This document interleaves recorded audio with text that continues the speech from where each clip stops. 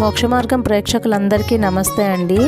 ఇంతకుముందు రామాయణం బాలకాండ 5వ అధ్యాయంలోని సాగర మదనం గురించి, హాలాహలాన్ని శంకరుడు మింగడం గురించి, అలాగే గౌతమ మహర్షి అహల్యను శపించటం, అలాగే రాముడు ఆ శాప విమోచనం కలిగించడం గురించి తెలుసుకున్నాం కదా. ఈరోజు వీడియోలోని బాలకాండ 6వ అధ్యాయం చెప్పబోతున్నాను, జాగ్రత్తగా వినండి. శతానందుడు రాముడితో ఇలా చెప్పసాగాడు. గాది కుమారుడైన విశ్వామిత్రుడు చాలా కాలం రాజ్యపాలన చేశాడు. ఒకనాడు ఆయన ఒక అక్షౌహిణి సైన్యంతో భూమి అంతా తిరుగుతూ తన రాజ్యంలోనే ఉన్న వశిష్ఠుడి ఆశ్రమంలోకి వెళ్ళారు. ఆ వశిష్ఠ మహర్షి ఆశ్రమంలో జంతువులు పరస్పర వైరం మరిచి జీవిస్తుంటాయి. పులి, జింక, ఎలుక, పాము, కుక్క, పిల్లి ఒకదానిని ఒకటి తరమదు, చంపదు. ఆ ఆశ్రమంలో కొన్ని వేల మంది శిష్యులున్నారు. ఎన్నో పర్ణశాలలలో చెట్లతో, జంతువులతో ఆ ఆశ్రమం శోభాయమానంగా ఉండేది. ఆ ఆశ్రమంలో సబళ అనే కామధేనువు ఉండేది. అది అమృతంతో సమానమైన క్షీరాన్ని అంటే పాలుని ఇస్తుండేది. ఆ పాలతోనే ఆ ఆశ్రమంలో యజ్ఞయాగాది క్రతువులు చేసేవారు. అంత పరమ పవిత్రమైన ఆశ్రమంలోకి విశ్వామిత్ర మహారాజు తన సైన్యాన్ని బయట విడిది చేయించి ఆశ్రమంలోకి వెళ్ళారు. అప్పుడు విశ్వామిత్ర మహారాజు వశిష్ఠుడితో, అయ్యా, మీ ఆశ్రమంలో ఉన్న చెట్లన్నీ ఫలవంతంగా ఉన్నాయా? మీ యజ్ఞయాగాది క్రతువులు బాగా జరుగుతున్నాయా? మీ ఆశ్రమంలోని ఋషులు తపస్సులు ఎటువంటి విఘ్నం కలగకుండా సాగుతున్నాయా? మీరంతా సంతోషంగా ఉన్నారా అని పలు కుశల ప్రశ్నలు అడిగాడు. సంతోషించిన వశిష్ఠుడు ఇలా అన్నాడు, నాయనా, నేను కుశలంగా ఉన్నాను. నువ్వు రాజధర్మంతో రాజ్యం చేస్తున్నావా? రాజధర్మం అంటే ఎంత పన్ను ప్రజల దగ్గర నుండి పుచ్చుకోవాలో రాజు అంత మాత్రమే పుచ్చుకోవాలి. ఆ పుచ్చుకున్న ద్రవ్యంలో ఒక్క పైసా కూడా దుర్వినియోగం చేయకుండా ఆ ధనాన్ని వృద్ధి చేయాలి. అప్పుడు దాన్ని అవసరంలో ఉన్న వాళ్ళకి ఇచ్చి దేశక్షేమాన్ని కోరుకోవాలి. సామంతులందరూ నీకు లొంగి ఉన్నారా? శత్రువులను జయించావా? నీ మంత్రులు నీకు సహాయపడుతున్నారా అని పలు విషయాలను ప్రస్తావించిన తరువాత కొంతసేపటికి విశ్వామిత్రుడు, ఇక నేను వెళ్తాను అన్నాడు. అప్పుడు వశిష్ఠ మహర్షి ఇలా అన్నారు, సత్కృయాం తు భవాన్ ఏతాం ప్రతిచ్చతు మయా కృతాం రాజన్ త్వం అతిథి శ్రేష్ఠః పూజనీయః ప్రయత్నతః. ఈ భూమిని పరిపాలించే నువ్వు నాకు అతిథులలో శ్రేష్ఠుడివి కనుక నా ఆతిథ్యం తీసుకోవాలన్నాడు. మీరు నాకు చేతులు కాళ్ళు కడుక్కోవడానికి, తాగడానికి నీళ్లు ఇచ్చారు. మీరు తినే తేనె, కందమూలాలు నాకు పెట్టారు. అలాగే నాకు మీ దర్శనం కూడా అయింది. ఇంతకంటే నాకు ఏమి కావాలి? ఇక మీరు శ్రమ తీసుకోవద్దు అని విశ్వామిత్రుడు అన్నాడు. అలా కాదు, మీరు నా ఆతిథ్యం స్వీకరించాల్సిందే అని వశిష్ఠ మహర్షి అన్నారు. సరే, మీ ఇష్టం అని విశ్వామిత్రుడు అన్నాడు. అప్పుడు వశిష్ఠ మహర్షి సబళని పిలిచి, చూసావా, మన ఆశ్రమంలోకి ఈరోజు విశ్వామిత్ర మహారాజు గారు వచ్చారు. నువ్వు ఆయన అక్షౌహిణి సైన్యానికి ఉత్తమమైన భోజనం ఏర్పాటు చేయాలి. ఎవరెవరికి ఏది కావాలో నువ్వు అది ఏర్పాటు చెయ్యి అన్నారు. ఆ సబళ ఎవరెవరు మనస్సులలో ఏమి కావాలి అనుకుంటున్నారో గ్రహించి చెరుకు కర్రలు, తేనె, పానీయములు, కొండలంత ఎత్తున్న సన్నటి అన్నరాసులని, కొరుకు తినేవి, తాగేవి, నాకేవి, కూరలు, పచ్చళ్ళు, పులుసులు, పళ్ళ రసాలు, పాలు, తాంబూలాలు మొదలైనవి సిద్ధం చేసింది. సబళ సృష్టించిన భోజనాన్ని ఆ సైనికులందరూ భుజించారు. అందరూ ఈ భోజనం ఎంత బాగుందో అనుకున్నారు.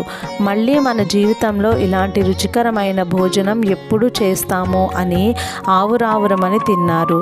ఒక గోవు ఉత్తర క్షణంలో ఇంతమందికి సరిపడా భోజనాన్ని సృష్టించేసరికి విశ్వామిత్రుడు ఆశ్చర్యపోయాడు.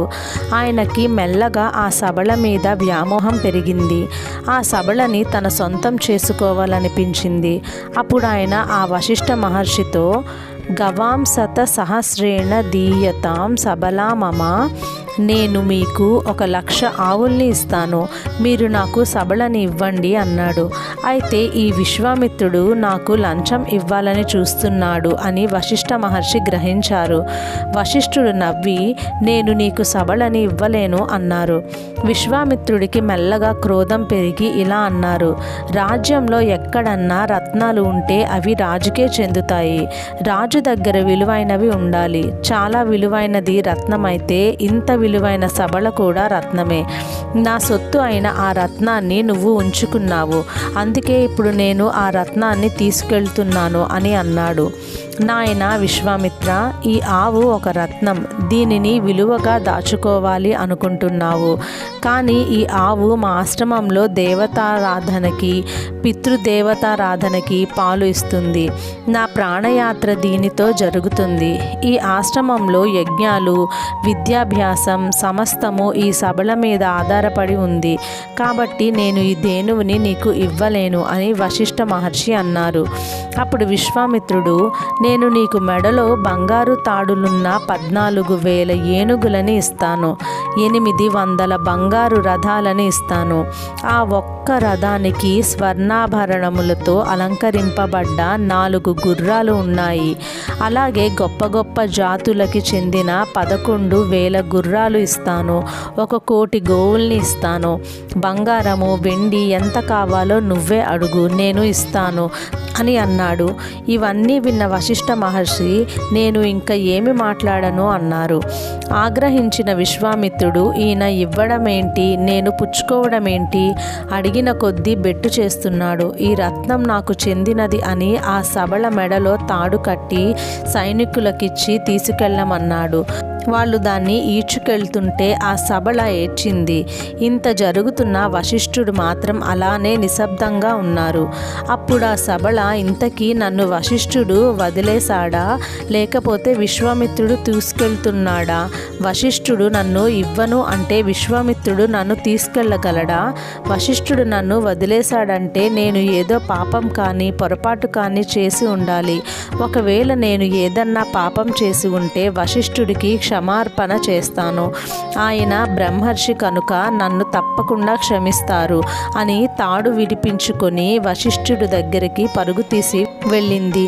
అప్పుడు వశిష్ఠుడు, నత్వాం త్వజామి సబలేనా అపి మే అపకృతం త్వయా ఏషత్వాం నయతే రాజా బలాత్మతః మహాబలః. సబల, నేను నిన్ను విడిచిపెట్టలేదు. విశ్వామిత్రుడే నిన్ను బలాత్కారంగా తీసుకువెళ్తున్నాడు. ఆయన ఈ భూమికి ప్రభువు, కానీ నేడు తప్పు ద్రోవలో వెళ్తున్నాడు. అతను దోషం చేస్తే ఆ దోషం అతనిని కాలుస్తుంది. నిన్ను ఈడ్చుకెళ్ళి దోషం చేశాడు. ఇక ఆయన అపరాధమే ఆయనని కాలుస్తుందని చెప్పాడు. అయితే నన్ను నేను రక్షించుకోనా అని సబల అడుగగా, తప్పకుండా రక్షించుకో అని వశిష్ఠుడు చెప్పాడు. అప్పుడు సబల గట్టిగా అంబా అని అరిచి శూలాయుధరులైన పహ్లవులు కొంతమంది సృష్టించింది. వాళ్ళు విశ్వామిత్రుడి సైన్యాన్ని నాశనం చేయడం మొదలుపెట్టారు. ఇది గమనించిన విశ్వామిత్రుడు కత్తి పట్టుకొని యుద్ధరంగంలోకి వెళ్ళి చాలామంది పహ్లవుల్ని సంహరించాడు.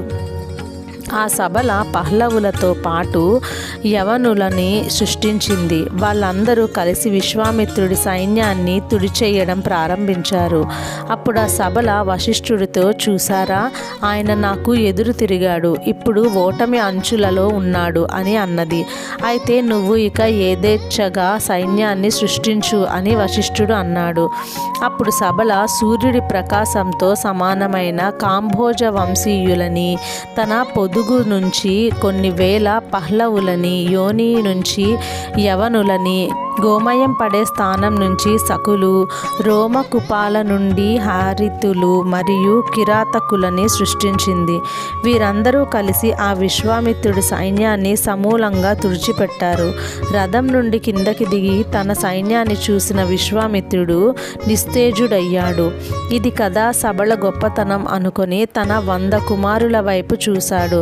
తమ తండ్రిని బాధపెట్టిన వశిష్ఠుడిని చంపేయాలని అందరూ కత్తులు పట్టుకొని ఆయన మీదకి పరుగు తీశారు. కూర్చొని ఉన్న వశిష్ఠుడు తన మీదకి వస్తున్న ఆ 100 పిల్లల్ని చూసి గట్టిగా ఆ అని హంకారం చేశారు. ఆ 100 పిల్లలు భస్మరాసులై కింద పడిపోయారు. ఇది చూసిన విశ్వామిత్రుడు ఆశ్చర్యపోయాడు. ఇది కదా బ్రహ్మర్షి యొక్క గొప్పతనం అంటే. ఆయన ఆ అంటే 100 మంది బూడిదైపోయారు.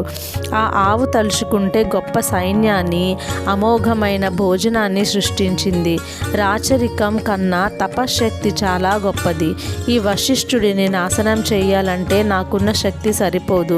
కావున నాకు ధనుర్వేదంలోని సమస్త అస్త్రశస్త్రాలు తెలియాలి అనుకుని ఒక కుమారుడిని సింహాసనం మీద కూర్చోబెట్టి రాజ్యపాలన చేయమని చెప్పి తాను తపస్సు చేసుకోవడానికి హిమాలయ పర్వతాలకి వెళ్ళాడు. హిమాలయ పర్వతాల మీద మహాదేవుడైన శివుడు గూర్చి ఘోరమైన తపస్సు చేశాడు. అప్పుడు శివుడు ప్రత్యక్షమై, నాయనా విశ్వామిత్ర, నీ మనసులో ఏ కోరికుందో చెప్పు, ఆ కోరికని నేను తీరుస్తాను అన్నాడు. అప్పుడు విశ్వామిత్రుడు, యది తుష్టో మహాదేవ ధనుర్వేదో మమ అనఘ స అంగ ఉపనిషదః స రహస్యః ప్రదీయతాం. మహాదేవ, నువ్వు నిజంగా నా తపస్సుకి ప్రీతి చెందిన వాడివైతే నేను ఎవరి దగ్గరికి వెళ్ళి ధనుర్వేదాన్ని ఉపదేశం పొందకుండా నాకు ఆ ధనుర్వేదంలోని అస్త్రాలన్నీ రహస్యాలతో సహా తెలిసిపోయేటట్టు అనుగ్రహించమన్నాడు. శివుడు తదాస్తు అన్నాడు. పౌర్ణమి నాడు సముద్రుడు ఎలా పొంగుతాడో అలా విశ్వామిత్రుడు పొంగిన ఆత్మవిశ్వాసంతో రథమెక్కి వశిష్ఠుడి ఆశ్రమానికి చేరుకున్నాడు. ఆయన వచ్చేసరికి ఆ ఆశ్రమం జింకలతో, పక్షులతో, ఆవులతో, గురువుల దగ్గర వేదం నేర్చుకుంటున్న శిష్యులతో ఎంతో పవిత్రంగా ఉంది. ఇది చూసిన విశ్వామిత్రుడికి ఆగ్రహం ఎక్కువైంది. కనీసం ఒక మాట కూడా చెప్పకుండా ఆ అస్త్రాలన్నీ ఆశ్రమం మీద ప్రయోగించాడు. ఒక్కసారిగా భూకంపం వస్తే ఎలా ఉంటుందో అలా అస్త్రాలన్నింటినీ ఒకదాని వెంట ఒకదాన్ని పంపాడు. కన్ను మూసి తెరిచేలోగా ఆ ఆశ్రమం అంతా బూడిదయింది. ఆ ఆశ్రమంలోని గురువులు, శిష్యులు, జింకలు, ఆవులు అన్నీ తలకో దారి పట్టి అరణ్యంలోకి పరుగులు తీశాయి. అప్పుడు వశిష్ఠుడు పారిపోతున్న వారిని, ఆగండి, పారిపోకండి, నేను మిమ్మల్ని కాపాడతాను అని అన్నారు. ఆకాశం నుండి పడుతున్న అస్త్రాలని చూసి భయపడి అందరూ పారిపోయారు. ఆశ్రమంలో వశిష్ఠుడు ఒక్కడే మిగిలాడు. అప్పుడు విశ్వామిత్రుడు ఆగ్నేయాస్త్రాన్ని ప్రయోగించాడు. ఆ ఆగ్నేయాస్త్రం నిప్పులు కక్కుతూ ఆయన మీదకి వచ్చేస్తోంది. ఇన్ని సంవత్సరాలుగా ఈ ఆశ్రమాన్ని పోషించాను, ఇవాళ నీ ఆవేశానికి ఈ ఆశ్రమాన్ని బూడిద చేశావు అని వశిష్ఠుడు తన బ్రహ్మదండం పట్టుకొని కింద కూర్చున్నారు. ఆయన ఆ బ్రహ్మదండాన్ని అలా పట్టుకొని ఉంటే అది ఎలా ఉందంటే సమస్త లోకాలని శాసించగలిగే యమదండాన్ని పట్టుకున్న యముడిలా పట్టుకున్నారు. మండుతున్న నిప్పు మీద నీళ్లు పడితే ఎలా చల్లారిపోతుందో అలా ఆ ఆగ్నేయాస్త్రం చల్లారిపోయి ఆ బ్రహ్మదండంలోకి వెళ్ళిపోయింది. తను అంత తపస్సు చేసి ప్రయోగించిన అస్త్రాన్ని వశిష్ఠుడు కనీసం వేరొక అస్త్రాన్ని ప్రయోగించి ఆపలేదు. కేవలం తన బ్రహ్మదండాన్ని అడ్డుపెట్టి ఆపేసరికి విశ్వామిత్రుడికి కోపం బాగా పెరిగిపోయింది. అప్పుడు ఆయన ఒకసారి వారుణాస్త్రం, ఇంద్రాస్త్రం, పాశుపతాస్త్రం, ఇషికాస్త్రం, మానవాస్త్రం, గంధర్వాస్త్రం, బ్రహ్మపాసం, కాలపాసం, వారుణపాసం, పినాకాస్త్రం, క్రౌంచాస్త్రం, ధర్మచక్రం, కాలచక్రం, విష్ణుచక్రం, త్రిశూలం, కాపాలం అనే కంకణం, రకరకాల పిడుగులు, కంకాలు, ముసలం, పెద్ద పెద్ద గదలు మొదలైన రకాల అస్త్రాలన్నీ వశిష్ఠుడి మీద వేశాడు. కానీ ఆయన వేసినవన్నీ వశిష్ఠుడి బ్రహ్మదండంలోకి వెళ్ళిపోయాయి. ఇక తన దగ్గర ఉన్న ఒకే ఒక అస్త్రమైన బ్రహ్మాస్త్రాన్ని వేయడానికని ఆ మంత్రాలని స్మరిస్తుండగా సముద్రాలు పొంగాయి, పర్వతాలు బద్దలయ్యాయి. ప్రపంచంలో ఉన్న అన్ని ప్రాణులు ఒక్కసారి మనస్సులో క్షోభ పొందాయి. అంతటి శక్తివంతమైన ఆ బ్రహ్మాస్త్రాన్ని విశ్వామిత్రుడు అభిమంత్రించి వదిలాడు. ఇప్పటిదాకా ఎంతోమంది గొప్పవాళ్ళని మట్టుపెట్టిన ఆ బ్రహ్మాస్త్రం నిశ్శబ్దంగా ఆయన బ్రహ్మదండంలోకి వెళ్ళిపోయింది. అప్పుడు విశ్వామిత్రుడు దిక్బలం క్షత్రియ బలం బ్రహ్మతేజో బలం బలం ఏకేన బ్రహ్మదండేన సర్వ సర్వ అస్త్రాణి హతాని మే. ఛీ, ఆ బ్రహ్మర్షి బలం ముందు ఈ క్షత్రియ బలం ఎందుకు పనికొస్తుంది? ఎన్నో అస్త్రాలని నేర్చుకున్నాను, అన్నీ ప్రయోగించాను, కానీ ఆయన ఒక కర్ర ముక్క పట్టుకొని నా అస్త్రాలన్నింటినీ మింగేశారు అని ఆ రథం దిగి వెళ్ళిపోయాడు. వశిష్ఠుడు బ్రహ్మర్షి కనుక నేను ఆయనని ఓడించలేకపోయాను, కాబట్టి నేను బ్రహ్మర్షిని అవుతానని ఆ విశ్వామిత్రుడు దక్షిణ దిక్కునికి వెళ్ళాడు. అక్కడికి ఆయన తన పెద్ద భార్యతో వెళ్ళి 1000 సంవత్సరాలు ఘోరమైన తపస్సు చేశాడు. ఈ కాలంలోనే ఆయనకి హవిష్పందుడు, మధుష్యందుడు, దృఢనేత్రుడు, మహారథుడు అని 4 కుమారులు పుట్టారు. ఆయన తపస్సుకి సంతోషించిన బ్రహ్మదేవుడు ప్రత్యక్షమైన ఇలా అన్నారు: నువ్వు చేసిన ఈ తపస్సు చేత రాజర్షి లోకాలని గెలిచావు. ఇవాళ్ల నుంచి నిన్ను విశ్వామిత్ర మహారాజు అని కాకుండా రాజర్షి విశ్వామిత్రుడు అని పిలుస్తారు అని చెప్పారు. ఇన్ని సంవత్సరాలు తపస్సు చేస్తే రాజర్షిని అయ్యాను, ఇంకా బ్రహ్మర్షిని ఎప్పుడవుతానో అని విశ్వామిత్రుడు దిగులు పడ్డాడు. అదే కాలంలో ఇక్ష్వాకు వంశంలో త్రిశంకు అనే రాజు పరిపాలన చేసేవాడు. ఆయనకి శరీరం మీద ఉన్న వ్యామోహం వలన స్వర్గానికి శరీరంతో వెళ్ళాలన్న కోరిక పుట్టింది. వెంటనే కులగురువైన వశిష్ఠుడికి తన కోరిక చెప్పాడు. నువ్వు ఎంత గొప్ప రాజువైనా కానీ, ఎంత గొప్ప యాగాలన్నా చెయ్యి, కానీ శరీరంతో స్వర్గానికి వెళ్ళడం అనేది ధర్మశాస్త్రంలో లేదు. ఎవరి శరీరమైనా కొంతకాలానికి పడిపోవలసిందే. అది పడిపోయిన తరువాత స్వర్గంలోక ప్రవేశం. కావున శరీరంతో స్వర్గానికి వెళ్ళడం అనేది జరగదు అన్నాడు వశిష్ఠుడు. అప్పుడు ఆ త్రిశంకుడు వశిష్ఠుడి 100 కుమారుల దగ్గరకు వెళ్ళి జరిగినది చెప్పాడు. మా తండ్రి గారు కుదరదన్నారు. ఆయనకి అన్నీ తెలుసు, అయినా స్వర్గానికి శరీరంతో ఎవరు వెళ్ళలేరు, అది జరిగే పని కాదన్నారు ఆ 4 కుమారులు. అయితే నేను వేరొక గురువుని వెతుక్కుంటాను అన్నాడు ఆ త్రిశంకుడు. నువ్వు నీ గురువు మాట వినలేదు, ఆయన పుత్రులమైన మా మాట వినలేదు, ఇప్పుడు వేరొక గురువుని వెతుకుతాను అంటున్నావు. నీకు ఇలాంటి దుర్బుద్ధి పుట్టింది కనుక నువ్వు చండాలుడివి అవుతావని శపించారు. మరుసటి రోజు ఆ త్రిశంకుడు నిద్రలేవగానే ఆయన ముఖంలోని కాంతి పోయి నల్లగా అయ్యాడు. ఆయన వేసుకున్న బంగార ఆభరణాలన్నీ ఇనుమ ఆభరణాలయ్యాయి. జుట్టు, కళ్ళు ఎర్రగా ఉన్నాయి. ఆయనని చూసిన ఆ మందిరంలో వాళ్ళు, ఇతర మంత్రులు అందరూ పారిపోయారు. ఆ రూపంతో అలా తిరుగుతూ చివరికి విశ్వామిత్రుడిని ఆశ్రయించాడు.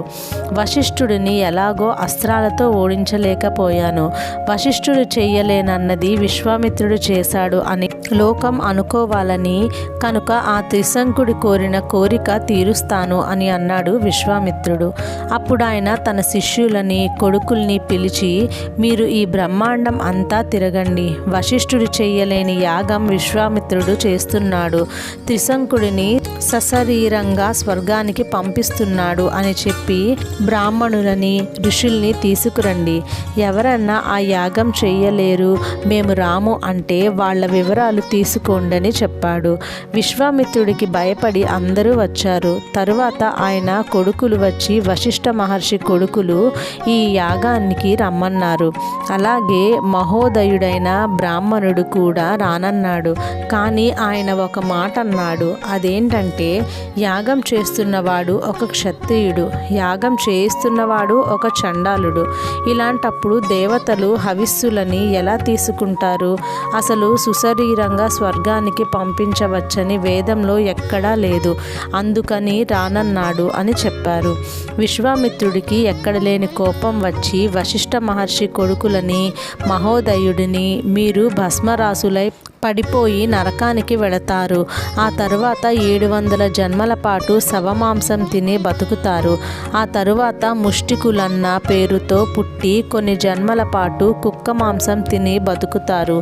ఆ మహోదయుడు సర్వలోకాలని జనాల చేత ద్వేషింపబడి నిషాదుడై బతుకుతాడని శపించాడు. అందరూ కలిసి యాగం మొదలుపెట్టారు. యాగాగ్నిలో హవిస్సులు తీసుకోవడానికి ఏ దేవత రాలేదు. ఎవరూ రాకపోయేసరికి విశ్వామిత్రుడికి ఆగ్రహం వచ్చి తన తపశ్శక్తితో త్రిశంకుడికి పైకి పంపాడు. త్రిశంకుడు ఆకాశ మార్గంలో ప్రయాణిస్తూ స్వర్గలోకం వైపు దూసుకుపోతున్నాడు. ఈ విషయం దేవేంద్రుడికి తెలిసి ఆయన త్రిశంకో గచ్చ భూయః త్వం న అసి స్వర్గకృత ఆలయః. త్రిశంక, నువ్వు గురుశాపానికి గురి అయ్యావు, నీకు స్వర్గలోక ప్రవేశం లేదు అని తలక్రిందులుగా కిందకి పో అన్నాడు. ఆ త్రిశంకుడు అలా తలక్రిందులుగా భూమి మీదకి తోసేయబడ్డాడు. కిందకి పడిపోతూ ఆయన విశ్వామిత్రుడిని ప్రార్థించగా విశ్వామిత్రుడు మిగిలిన తపశ్శక్తితో దక్షిణ దిక్కున నక్షత్ర మండలాన్ని సృష్టించాడు, సప్త ఋషులన్నీ సృష్టించాడు.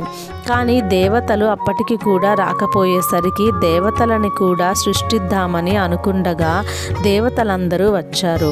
మహానుభావ, శాంతించు, ఎంత తపశ్శక్తి ఉంటే మాత్రం ఇలా వేరే స్వర్గాన్ని సృష్టిస్తావా? మీకు శాస్త్రం తెలుసు, సుశరీరంగా ఎవరిని స్వర్గానికి పంపలేము, మీలాంటి వారు చేయవలసిన పని కాదు అన్నారు.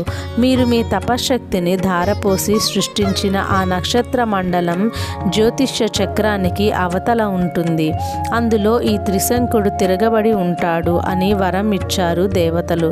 శాంతించిన విశ్వామిత్రుడు సరే అన్నాడు. తనకి ఇక్కడ మనశ్శాంతి లేదని ప్రశాంతంగా తపస్సు చేసుకోవడానికి ఆయన పశ్చిమ దిక్కుకి వెళ్ళారు. పశ్చిమ దిక్కున విశ్వామిత్రుడు మహోగ్రమైన తపస్సు చేయడం మొదలుపెట్టాడు. అదే కాలంలో అయోధ్య నగరాన్ని అంబరీషుడనే రాజు పరిపాలన చేస్తుండేవాడు. ఆయన అశ్వమేధ యాగం చేసి వదిలిపెట్టిన గుర్రాన్ని ఇంద్రుడు తీసుకెళ్ళిపోయాడు. అశ్వం దొరకకపోతే తనకి మంచి జరగదు అని మహర్షులు చెప్పారు.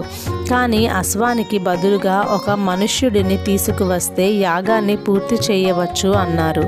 అది కూడా న్యాయంగా తీసుకురావాలన్నారు.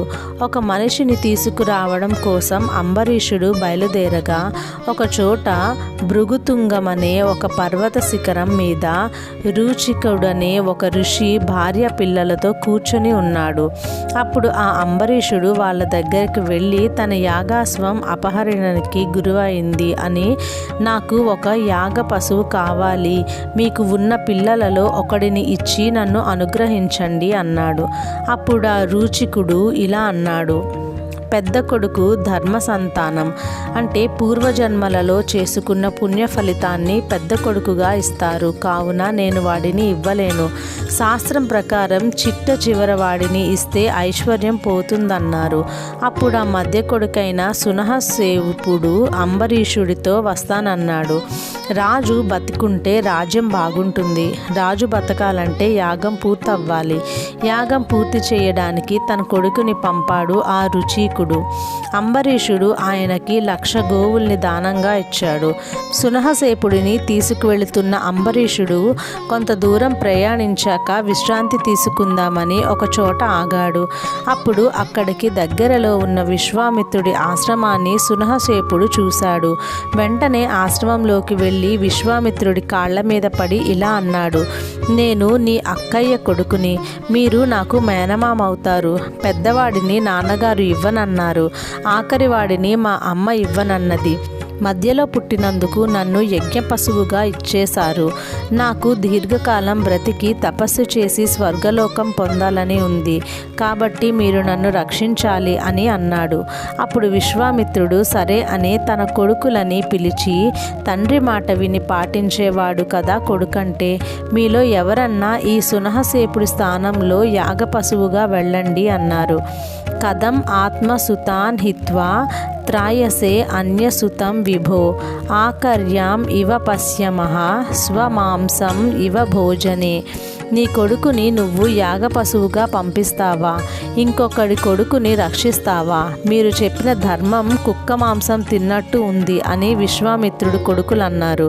ఆగ్రహించిన విశ్వామిత్రుడు, స్వమాంస భోజినః సర్వే వాసిష్ఠ ఇవ జాతిషు పూర్ణం వర్ష సహస్రం తు పృథివ్యాం అనువత్స్యథ.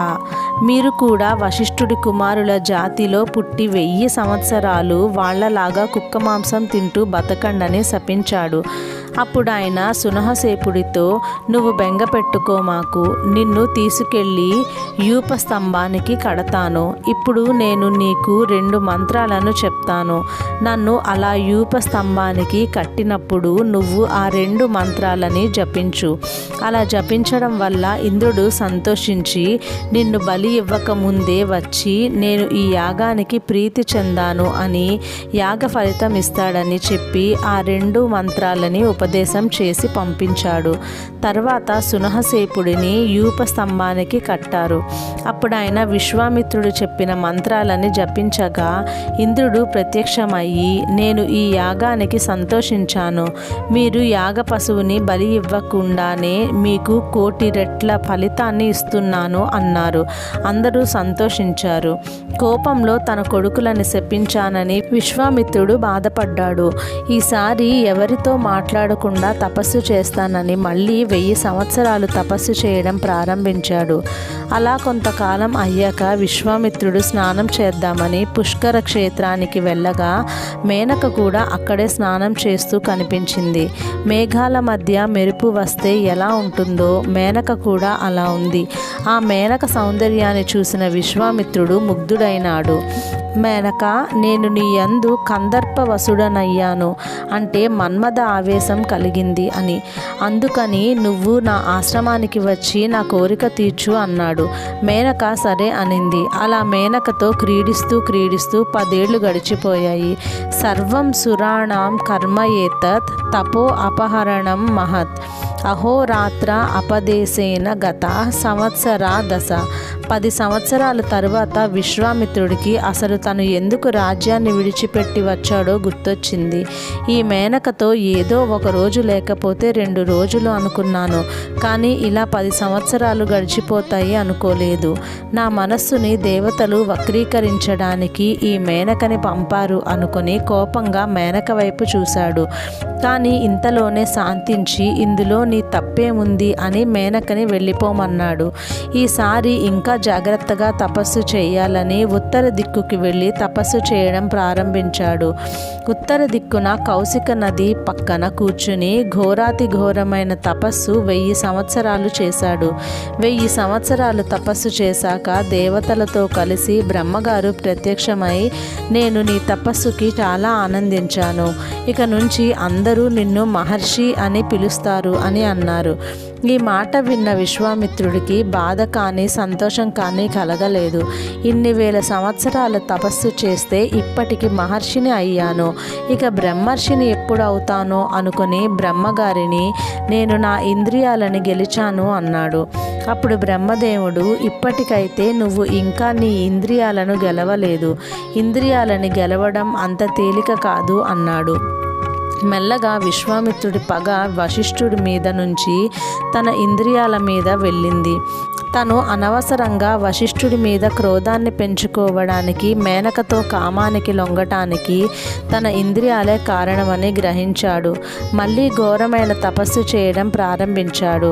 ఈసారి ఎండాకాలంలో తన చుట్టూ 4 పక్కల అగ్నిని పెట్టుకొని తల పైకెత్తి సూర్యుడిని వంక చూస్తూ చేతులెత్తి తపస్సు చేశాడు.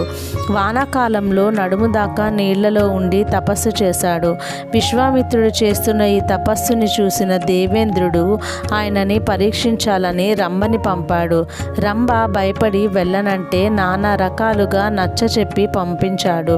మరుసటి రోజు విశ్వామిత్రుడు స్నానం చేద్దామని వెళుతుంటే ఆయనకి అప్పుడే స్నానం చేసి బయటకొస్తున్న రంభ కనిపించింది. చెట్లన్నీ వసంత ఋతువులలో ఎలా పువ్వులతో ఉంటాయో అలా పూలతో కళకళలాడుతున్నాయి. కోకిల పాట కూడా వినిపించింది. విశ్వామిత్రుడికి అనుమానం వచ్చింది.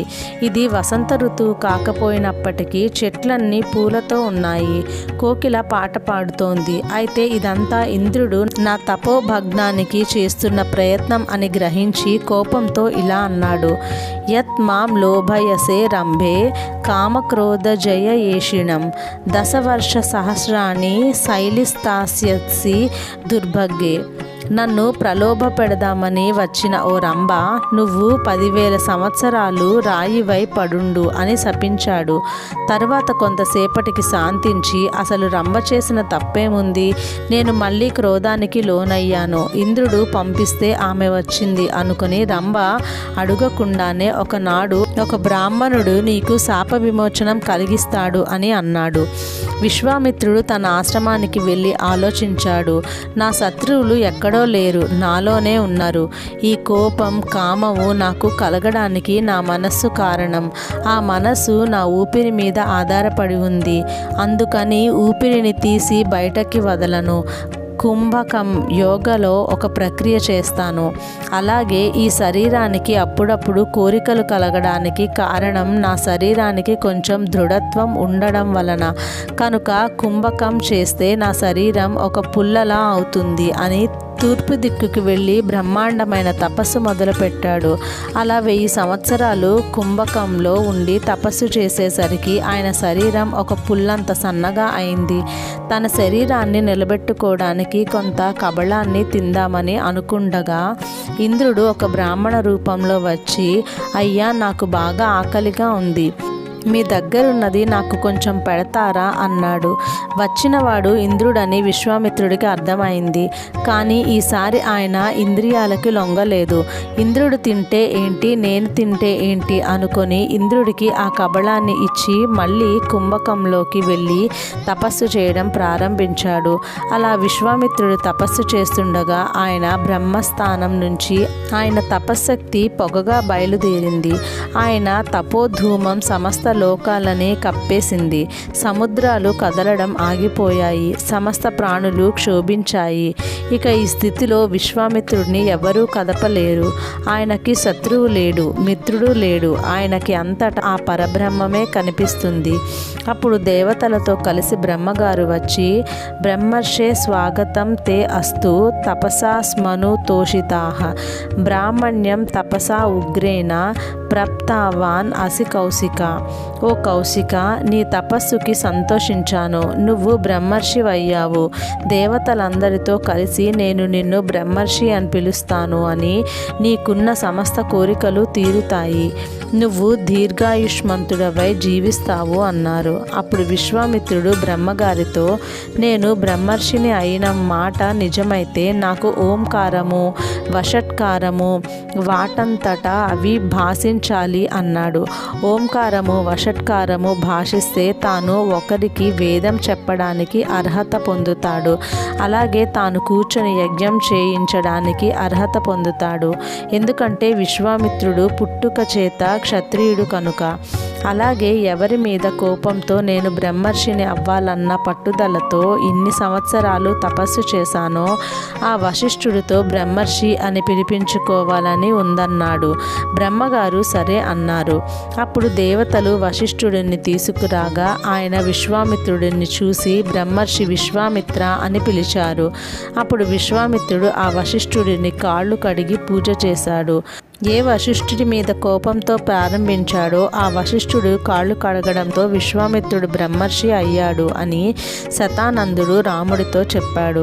బ్రహ్మర్షి అవ్వడానికి, కామక్రోధాలను జయించడానికి మీ గురువు ఎన్ని సంవత్సరాలు తపస్సు చేశాడో, ఎంత కష్టపడ్డాడో ఇలాంటి గురువుని పొందిన రామ, నువ్వు అదృష్టవంతుడివి అన్నారు.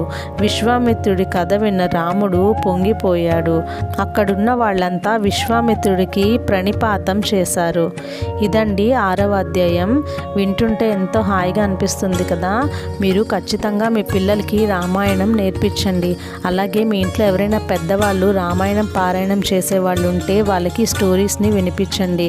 వాళ్ళు చక్కగా చదువుకునే పని లేకుండా హాయిగా ఈ కథల్ని వింటారు. నమస్తే.